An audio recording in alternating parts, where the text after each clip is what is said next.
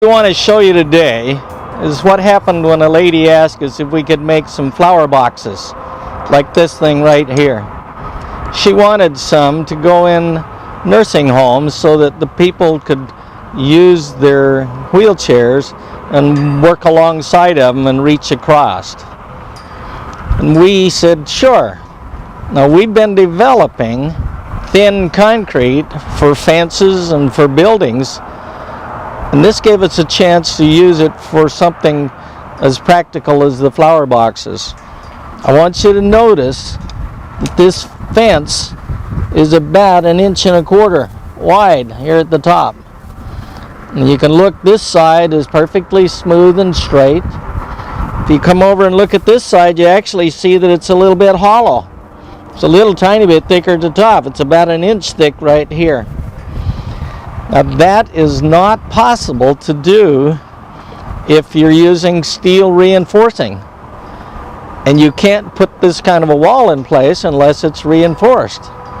So what we're using is the basalt reinforcing. You've seen the basalt on our website.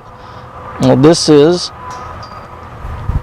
1/5 as heavy as steel and twice as strong. We also use it with this rope. We use the rope to build the big domes like that gazebo over there. But for this, we're using basalt in a woven. Now remember, it doesn't look like much here in my hands. This is twice as strong as steel, and it's built. What we do is we put 1 inch, 1/2 inch of concrete, 3/4 inch of concrete, and then we embed this in it.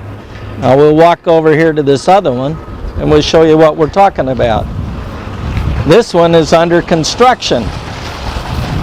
And you can see, here's the wood framework that we sprayed against. And here is the concrete that's been sprayed. And you can see that this has had 2 coats of about 1/2 inch.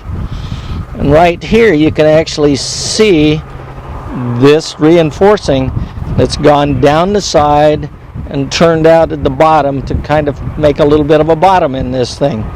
Now in the flower bed you don't want a total bottom in it because you want to have the water to be able to move in and out. But if you notice, this has that reinforcing. Now we're going to give it one more light coat as a finish coat, and then we'll pull this off. What does that do? That allows us to build curved, rounded, beautiful flower beds.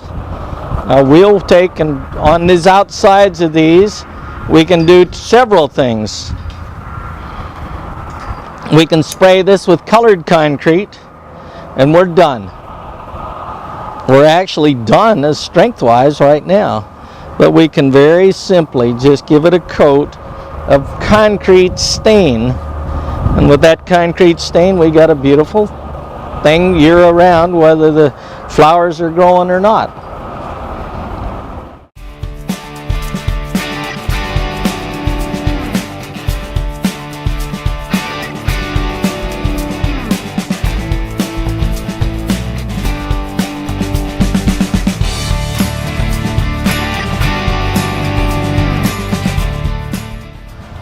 We just showed you how we're making the flower boxes.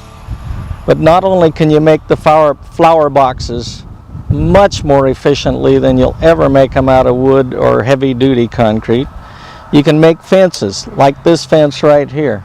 This fence is now 16 years old. And you can see it's just as strong and sturdy, it's just as tough as you ever need for a fence. And it's 16 years old. Now we've modified the fence just a little bit. You'll see that it zigzags. That's 2 foot of zig or zag or whatever. You come to your property line and you have it zig on one side for a foot, and then it zigs onto the other side for a foot. What that does is it makes that fence so much tougher because you're not dependent on the posts. Now this has a post at each of the zigs, and that post is simply drilling a hole, post hole, putting some concrete in it, sticking some rebar back out of that. And then we spray this up, and we use this reinforcing. And it's just simple as can be to put that reinforcing on there.